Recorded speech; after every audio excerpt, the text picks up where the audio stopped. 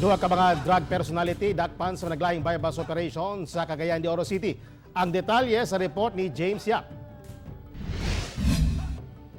Tingkagol sa selda ang 24 anyos nga si Michael Anduman. Human madakpan sa hiniusang puwersa sa Regional Drug Enforcement Unit 10 ug PIDEA Region 10 sa gikasang bypass operation. No, nakalista kani siya sa atong Directorate for Intelligence ug gi-consider nato ni siya as a valued target, no, gumikan sa iyang gipangbalig kadako sa iyang gipangbaligya nga nakuha nato nga more or less 105 grams. Nakuha gikan sa posisyon sa maong suspect ang ubay-ubay nga kantidad sa gituuhan nga shabu ug marked money. Nakuha nato siya og ganang isa ka gamay nga sachet nga nagkantidad og 500 pesos.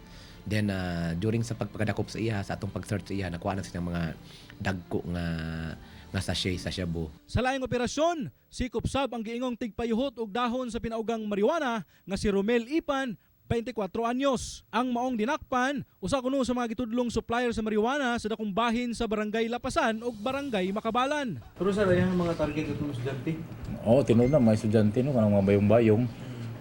Labi na diri sa area sa Lapasan, ilas Kamamanan ug sikbit nga kabarangayan.